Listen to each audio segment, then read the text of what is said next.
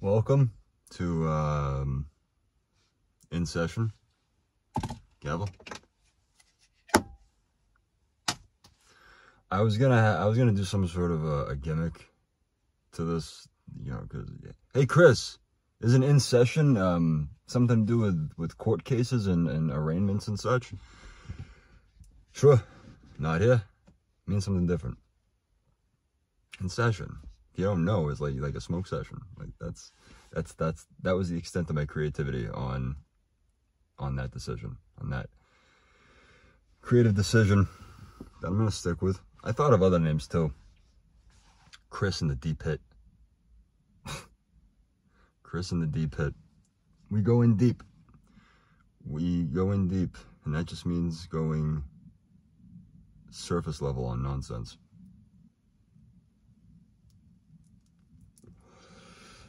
Not even a minute and a half in, nothing makes sense. Man, you know what I've been seeing lately? What I just saw within the last half hour before filming this video. All these songs that appear on TikTok and Instagram videos that become viralized because they appear in one video, and that I don't know how it works algorithmically. Just that song and visual content that is accompanying it is usually what makes that song blow up. And you know, we've all come across popular soundtracks that have been recycled throughout social media use that we've come to like. And there's one song for me, such a peaceful little excuse me, I got the hiccups. Perfect. I haven't had the hiccups since I was fucking what? Well, here goes the night. Yep. Thanks for tuning in to In Session, the Deep Hit with Chris Smoke. It's every time I cough.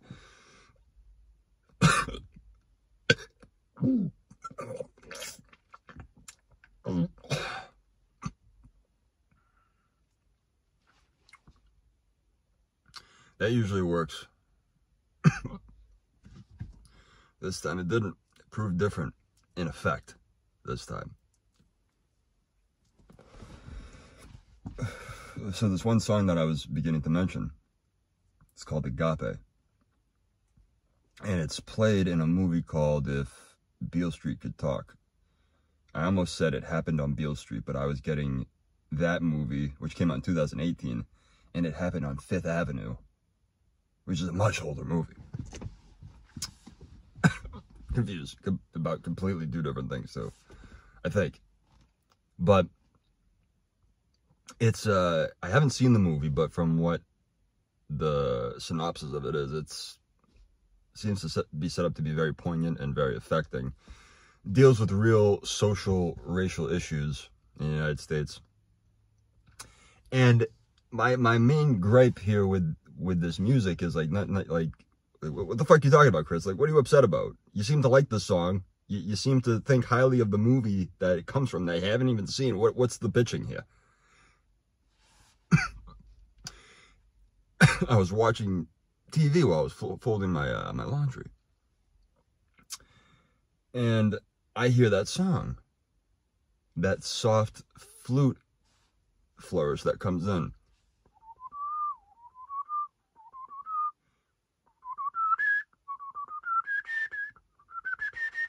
And then it goes on like that. It's very nice and very peaceful, and my whistling did it no justice. So, but I turned to the TV, and first I'm noticing this CGI bumblebee landing upon some sort of flower. I forget what it was, but in the end, it just turned out to be a Florida's Natural orange juice commercial. And I was kind of like, it made me think about how companies are changing and the different strategies they use. And I can't tell with some companies whether or not it's, you know, there's people that are leaving who are very who were very good at what they did in terms of marketing the product. I saw, just scrolling through so-and-so, came across Cheez-Its. Cheez-Its is a very beloved brand close to my heart. I love Cheez-Its. I've been eating Cheez-Its since I was a young whipper cracker myself. And Cheez-Its is forcing like these meme formats. And a lot of companies do that. So many of them fall flat on their face trying to do it, and it's Cheez-Its and other brands, you know who they are. They're ripe for doing the same exact thing. And Cheez-Its, it's like they do that face when you're craving a cheesy snack but don't know what, and it's just the cheese wheel with an emoji face or some shit. It's just companies sell the product. Sell your product. You don't have to appeal to anyone. Everybody likes cheese for the most part, except the lactose intolerant. Those pussies. Listen, I speak that way because I am myself lactose intolerant, and I'm still it's not bravery, it's idiocy. I know that I still pursue dairy dietarily, and I don't regret it, but I do experience the consequences of some people's, I'm obviously fucking around. Some people's lactose sensitivity is not increasingly, although it does as you age, it can become increasingly worse. But people, their fucking whole bodies turn inside out consuming dairy. So anyways, Cheez-Its, these companies, but it's just weird seeing, a company like Tropicana or Florida's Natural, or whoever the fuck it was, use a song like that. And I looked up where the song is played in that movie, and it's a scene where this woman is recollecting memories of her and her friend, and how they just felt they were so close to one another that they never reduced their image of one another to curiosity of their bodies and sexuality and shit like that. And so it came to a point where she's describing that, and then they're on the subway looking at one another, realizing that, wow, this individual, and then this is I would imagine for either of them, this individual who I've been friends with for so long and never even thought to look at in this different type of light became that much more beautiful to me. And I thought that was really nice.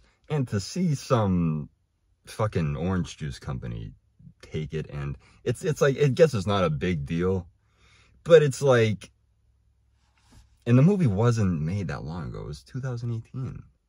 So I wonder if it's just these people, these numbers people, and these analyzers, companies. The thing about a company or a corporation, it takes a good many not so creative, but more so analytical and work-driven individuals create the soul of a company. And they create something out of that. And when you have that many people who are just out of touch, they're out of touch with perhaps not their own product, but perhaps the methods in which they're trying to reach out to different demographics. And I can understand it's difficult because that's not an easy thing to amass. New audiences, new demographics, especially in a climate where technology and social norms and standards are accelerating and changing at such a rapid pace. Technology is not the only thing that's speeding up. Everything else except human nature seems to be getting its own updates and improvements. We're just still pieces of shit. That's one thing I thought about. Sorry, let me relight this.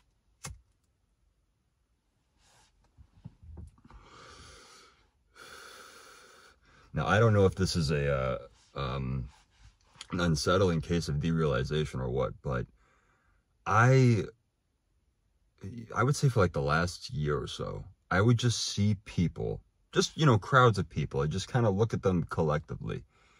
And all I can see of the people of today are the people of yesterday.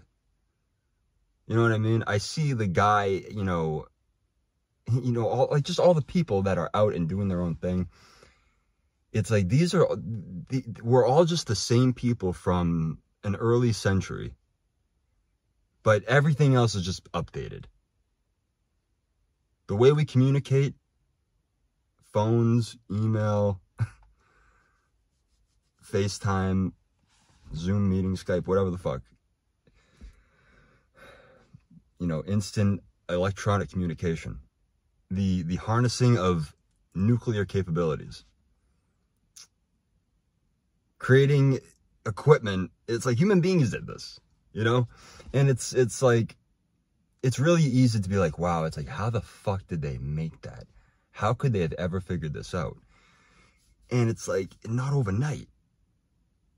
You know, the Hadron Collider, for example, that fucking thing, I barely know what it does. I know that it takes one particle and another particle of something else and another thing and smashes it together, and it's supposed to, what is it supposed to replicate? The Big Bang? Is that the cell there? I don't know what it is. Galaxy Factory? I don't know. Fucking, it's Galaxy Farm. That'd be sick. That'd be a sick concept or something. Galaxy Farm's just a cool name.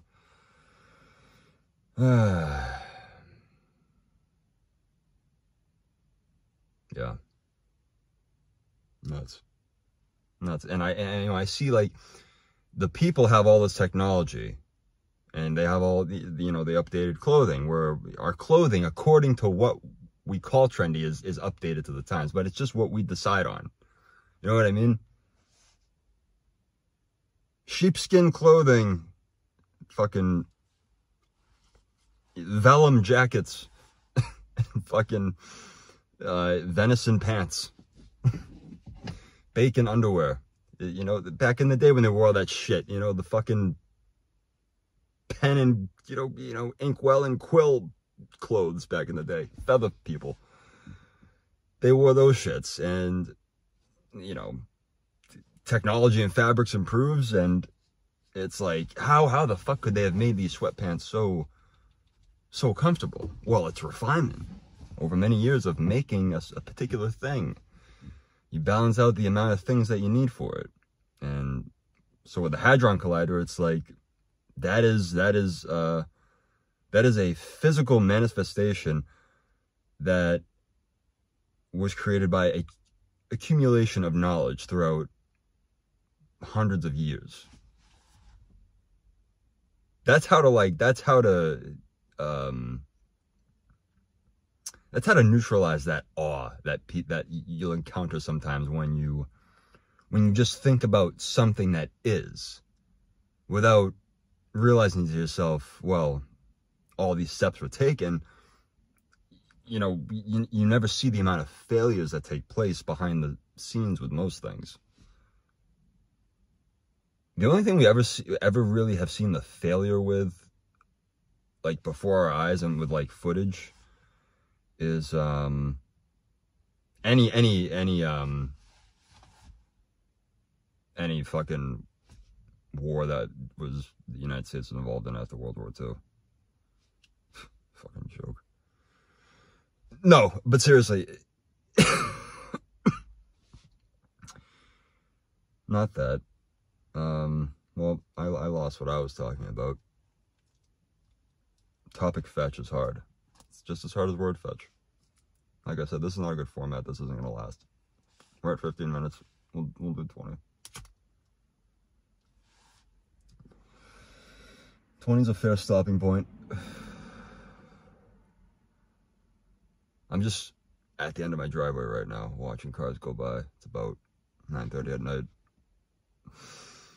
And I'm just doing this.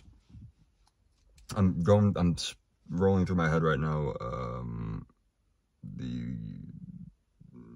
me meager topics that came to mind throughout the day, and I'm trying to recall them so I can bring them up now. Well, nothing's happening, so this is going to be a great 5 minutes that you and I are going to spend together.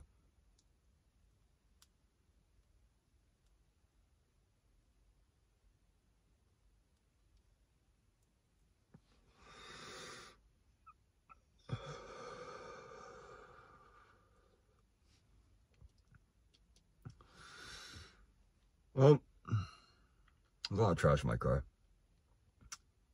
But the thing is, I love to organize. I love cleaning. And subconsciously, I think I allow my car to become dirty just so I can see this and be like, that's that challenge I accept, and I will clean it up promptly.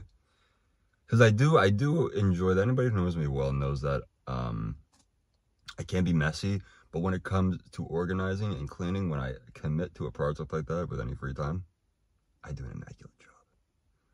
I am a custodian, and I have been one for quite some time, and I love that job. Love that job. And I love organizing. I like seeing an area that's an absolute shit show just be cleaned, little by little over time. Just take your time. It's nice to see something like that.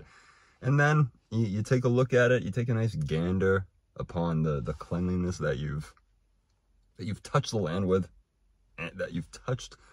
with, I can already imagine that didn't translate properly, saying it into my phone's microphone. Yeah, we're just going to and from, folks, doesn't matter. So,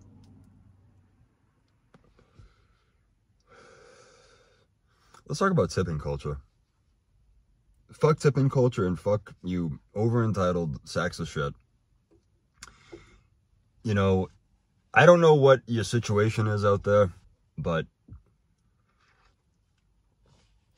I don't know what's gotten up so many Americans' asses these days, where you think that demanding the person that tips you, just because you're an independent contractor, you're a rideshare worker, you deliver other people's food, through Uber Eats, DoorDash, whatever the fuck, Postmates.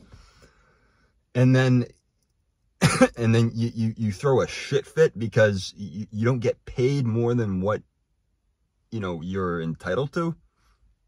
Because no one else, I'm sorry, I don't agree with tipping culture. I tip just as part of the person I am, because I know it's difficult for people out there. And out of the goodness of myself, let me not blow smoke on my own dick, but, I think it's a nice thing to do, because I've had jobs where tips are something that you rely on. I deliver newspapers. Delivering newspapers is, unless you're doing multiple routes, you're not making a huge amount of money. So tips were a nice part of that. But I would never get so ahead of myself as to refuse service to someone who didn't tip me, or worse yet, didn't tip me adequately enough to my liking. The videos I have seen, I saw this one video. This guy, he had unloaded this woman's entire fucking Instacart order, whatever the fuck. And the filming began by someone, I don't, it was, who the fuck knows, like, who was in the right, but I know that tipping culture has become very much an American thing. What we're encountering in American culture right now is the boomer culture on fucking steroids, okay? Entitlement, gimme this, gimme that, it's mine because I'm pissed off about it, culture is prevalent.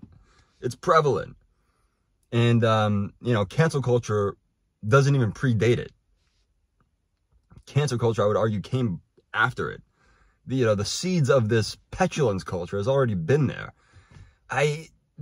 That fucking woman that you see in a woman's department store collapsing to the floor and like pretending to convulse like a child while she's pointing at this woman, telling her, she's filming me, she's filming me. And I'm thinking, woman, you must be in your 40s at least. Mid-late 30s, I'm going to be generous there, but I would say at the max, you had the shit beat off of you in your 40s. And like, that's you now. Whoever that lady was, like, listen, that's you, ma'am. For as long as for as long as you're ever referenced outside of your family, who is going to feel always very awkward to bring up that unfortunate incident involving you, where you were obviously doing something wrong. You were harassing someone, and then you did the typical thing where you just, once the camera got turned on you, you horribly pretended that you got injured or got knocked down, and like, I weep for you. I can't imagine what your day-to-day life must be like but that's for the rest of time, madam, whoever you are out there. I hope you're doing well, by the way. I'm just laying it out as it was seen in the video. That is who you will be referenced as. That's like, you're the woman who had a toddler's meltdown in a lingerie store, of all places, it seemed. But anyways, fuck you, lady. I hope you're well in life, but what you were trying to do to that woman, trying to victimize her by trying to victimize yourself, weird, dude. Weird fucking society American culture is. And I'll go back to the tipping thing in a second. Trust me, this won't be as long as the last one. We'll keep it, we're at 20, 25 is probably where I'm gonna cap it for tonight. So, but I grew up in an area, and there's many places like this in the United States, in this country, where, when you ask someone, like, if they have your word on something, that you won't tell anybody, like, you won't open your mouth, you won't say anything. It's just, a lot of the times it's bullshit. From all my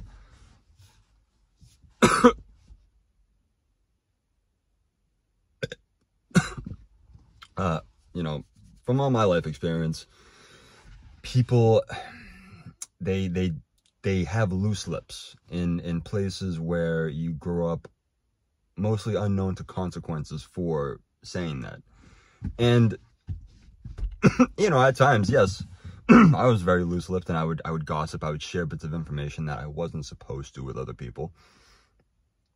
But when you're still dealing with people like that in your 30s or even in your late 20s, it's weird, dude, and it's like there's a lot of that. There's a lot of just blatant dishonesty and a pridefulness and an extreme defensiveness that appears when that it's ever called out on.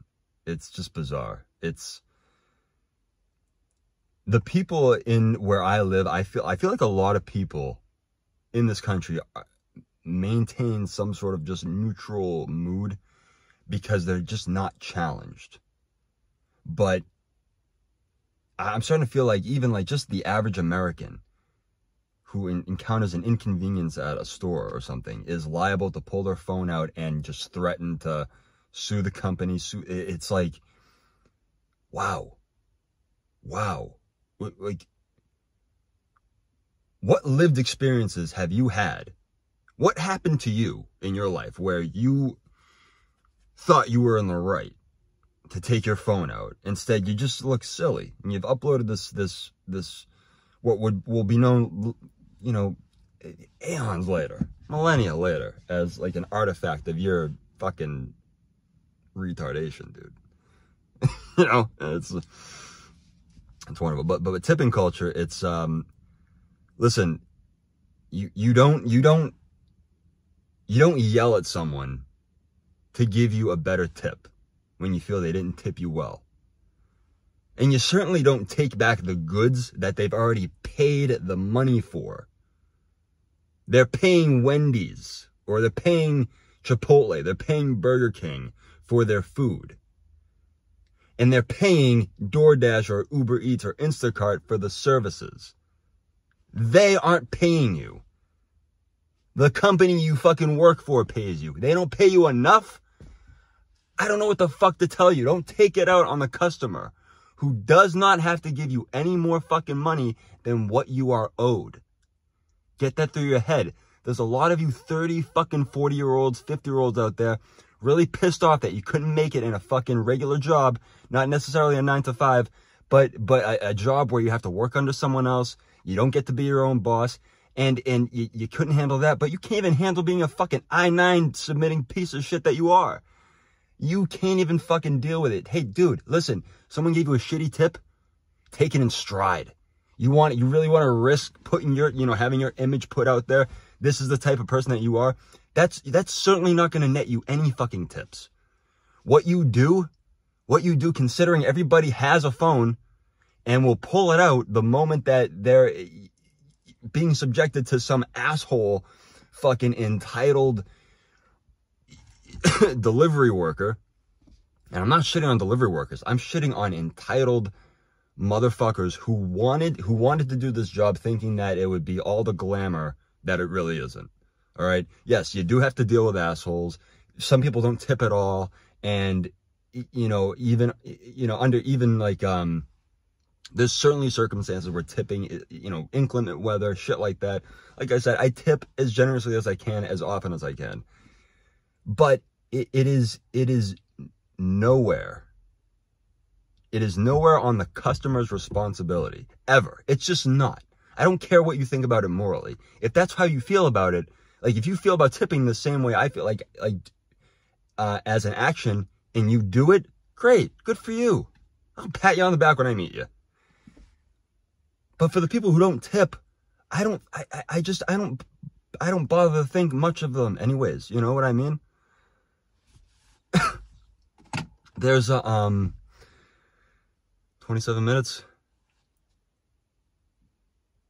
30 is probably going to be the format. Oopsies. Here we go. See, this is what happens. There we go. So I'll tell you this short little story to wrap this whole fucking thing up that I'm trying to talk about it.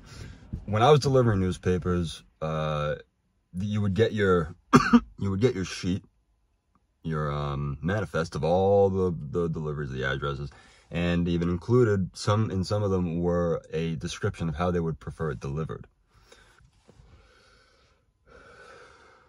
For the most part, I delivered it to what the liking was of the customer, whoever that might have been, for the most part. And as time went along, whether I was in a bad mood or something, I would just start delivering it poorly. I wouldn't double bag it in the rain. I would just throw it out, and then it would just land in a puddle or something. I wouldn't care. And then, I was delivering one paper. It was on kind of nice, dry, early morning, still dark out.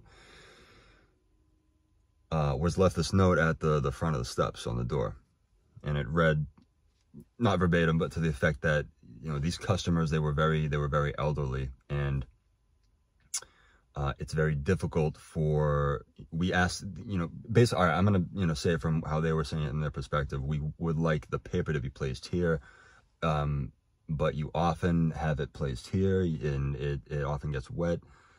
My husband has a tough time walking, and they were explaining all this to me, and at first I was like, my stupid my stupid self that was, I just reached my 20s, but my emotional intelligence is still trying to escape its era of adolescence and how it conducts itself.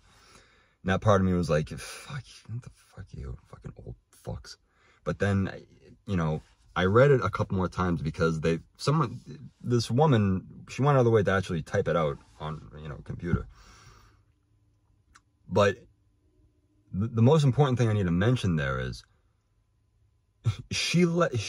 with that note, she included a $50 tip.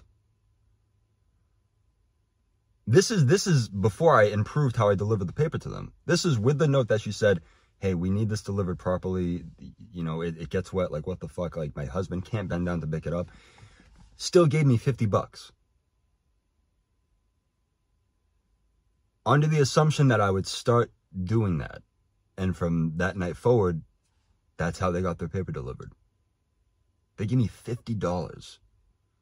And I can imagine that a lot of these people, they were elderly individuals that were still getting the paper back in 2013, are on fixed incomes. $50 is probably a world of everything to them. I mean, I don't know a good way to describe it, but that's a lot of money to a lot of people. And I brought myself to understand that. And listen, sorry to go in on you guys, you delivery drivers out there, you independent contractors. But if you're going to be your own boss, actually expect professionalism from yourself.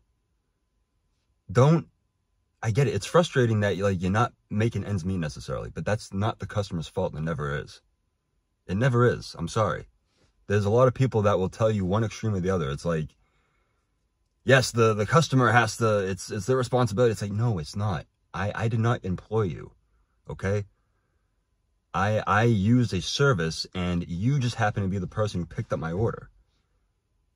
You know, you have no right taking away my order. You have no right to sabotage my order, to maliciously mess with it, whether spit on it, and you know, people do that. They eat the food, you assholes actually eat people's food, and you film yourself doing it too. And that's what I mean. It's like the self-awareness on your part isn't there. You're filming yourself in the wrong. And it's breathtaking. 32 minutes. Push it to an hour, I think. We'll be good at an hour. But I'm almost done. But I need to rant about this because it's getting worse in all regards. The just entitlement and what is just the standard and the norm and what is believed and what is considered to make sense in this country, it's loopy. Americans are losing their hold on reality because something in us feels something coming. I don't know what that could be. I'm not going to describe anything. I'm not going to make calls on shit. But listen.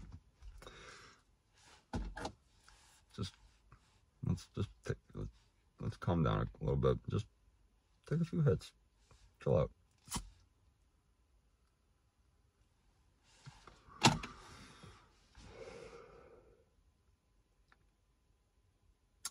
It's wild though.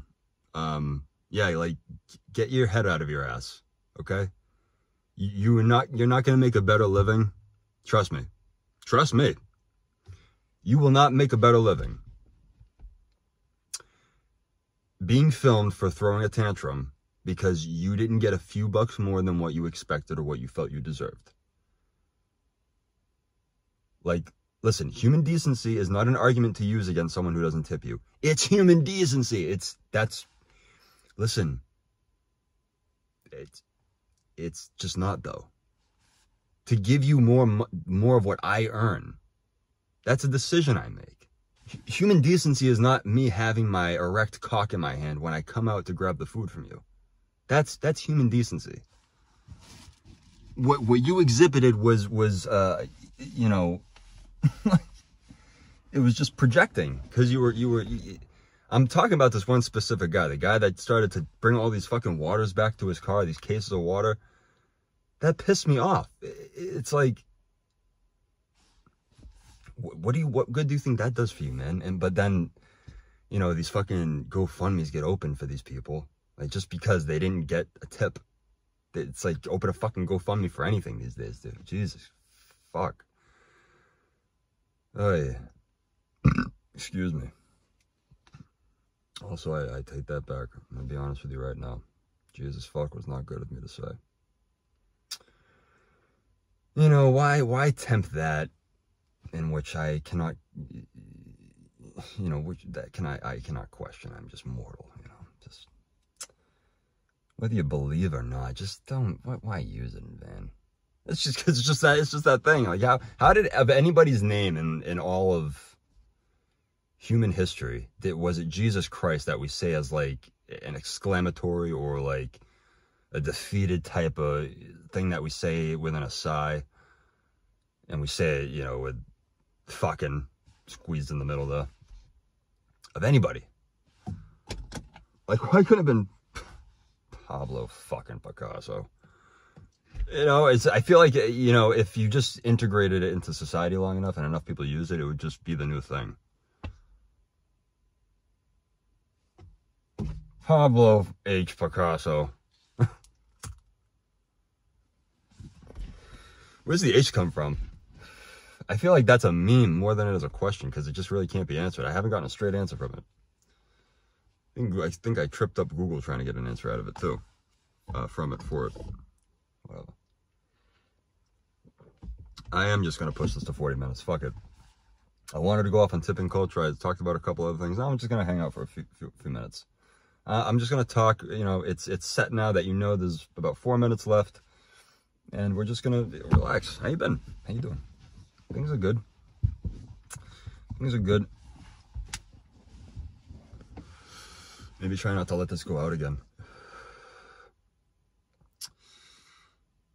I'm smoking. Just some shake. The great thing about dispensaries, if you ever, you know, if you're someone that goes, and you might know, but there's the shake options are great. Yeah, it's never the best shit, but it's enough for me. See, these people fuck themselves over by getting into concentrates and high milligram edibles. And I tried dabs once, and I thought I got all the proper equipment to do it. I just want to see how, honestly, you never smoke something like that unless you're trying to get fucked up and not doing anything for a while. I don't think I did it right at all. It's a whole process, and that was the thing. That's what I'm happy discouraged me from doing it, was just they fucking heat it up. Just besides, I like the ritual of rolling a joint. I don't actually roll them. I use the cones, but it's nice to grind the shit out or sift the shake in, and man. Yeah. Up in smoke. We'll call it that. No, that's stupid. Someone's already named something that. Up in smoke. Fuck, who was it? Cheech and Chong. Yep. Remember when they were saying fucking Seth Rogen and fucking what's his name? Creepy woman toucher person. James Franco, they were going to be the next Cheech and Chong. Those fucking yuppies, dude. Those two are such chuckleheads. Fucking morons in Hollywood. The younger people in Hollywood are just speed running their careers, dude. There's no decency of discretion anymore with anything. Like, you know, what? Yeah, I saw Drake's cock. I saw his cock. Nice cock, dude. Like, what kind of use do you get out of something that big, though? How is it usable? Is it, like, was that it flaccid? Is he a shower, not a grower? Because I'm barely a grower. But, yeah, Drake's cock, fucking out. He was on his bed, filming it. There it was. It came out. We saw his dick. On that note, thanks for joining me. Thanks for taking the ride and taking a final hit before we say goodnight.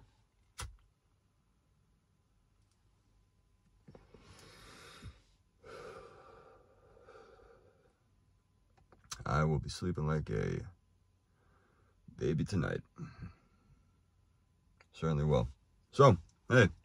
I just wanted to get on here quick again. You know, I might as well do this any chance I get, because it's fun. It's fun. I always get nervous about it because I always think I'm going to be some sort of ridiculous stumbling mess that isn't going to end up talking about anything, but those jitters find their way out, and, you know, fuck yeah. So, cool. Thanks for getting this far. Go to sleep now. You must be weary. Peace.